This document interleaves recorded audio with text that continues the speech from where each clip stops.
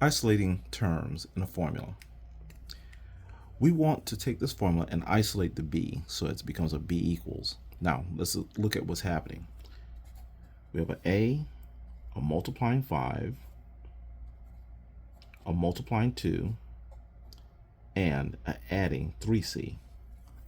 We want to isolate the b, so we have to get rid of this multiplying 5, the multiplying 2, and the adding 3c. Now who's first?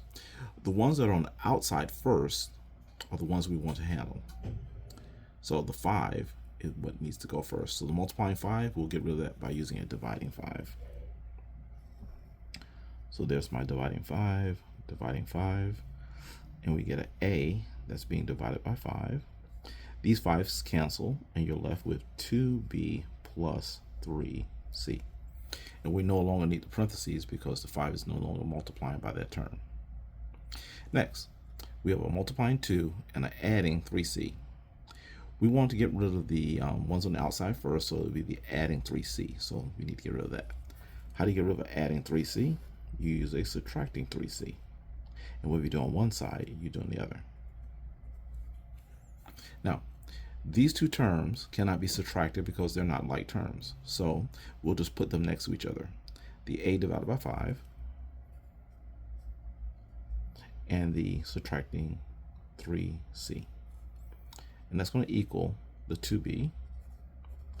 And this goes away, so we are done with that. Now, we need to get rid of the 2. Now, the 2 is a multiplying 2. Now, typically, we divide by 2 on both sides. But if we divide by 2 over here, we'll have a complex fraction. We'll have a fraction within another fraction. We don't want complex fractions. So the way to eliminate that is to get rid of the 2 another way. We're going to multiply this by a 1/2. So, in fact, let's just rewrite the problem, and I'll show you the whole process. A over 5 minus 3c equals 2b. And I'm going to multiply this by the fraction 1 over 2. Okay, so these two will end up multiplying together and give us 1b. Now, what if you do on one side, you do on the other. So I need another multiplying 1/2 on this side. I have two terms, so I'm going to use parentheses and then a 1/2 there. Now, from here, I can basically finish and say this is going to be 1/2 times a over 5 minus 3c, and this is going to be just 1b, or b. Next, we want to solve for the b1, which is this guy right here. We got a b2 and a b3 there. So it's lots of stuff to get rid of. There's a dividing 3, there's a multiplying h, a subtracting b, and a adding b. Lots of stuff to get rid of. So let's start removing things until we're down to the b1. b1 minus b2 plus b3, and all divided by 3. Okay. The first thing I want to do is get rid of this 3 right here from this fraction. This big fraction here has an odd name. We don't use it anymore. It's called vinculum. So we're going to get rid of 3 underneath here by using a multiplying 3. So multiplying 3 here, and what if you do on one side, you put another multiplying 3 on the other side.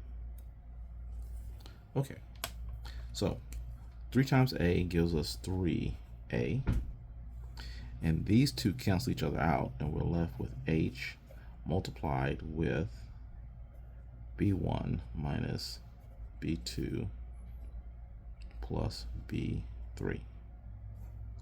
Okay, next we want to get rid of the h. That's a multiplying h.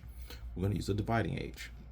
So I'm going to put a dividing h here and a dividing h here. Where we do on one side, you do on the other. So this becomes 3a and divided by h. These h's cancel, and you're left with b1 minus b2 plus b3. All right, we're getting closer to getting b1 by itself. We have to get rid of this subtracting b2 and this adding b3. To do that, I'm going to put a adding b2 and a subtracting b3, and these will cancel. But what if you do on one side, you do on the other. So I'm putting another adding B2 and a subtracting B3 on the other side. Okay, and this will give us our B1 by itself. Now, what's on the other side? We'll have a 3 times A divided by H, a adding B2, and a subtracting B3. And that's our formula.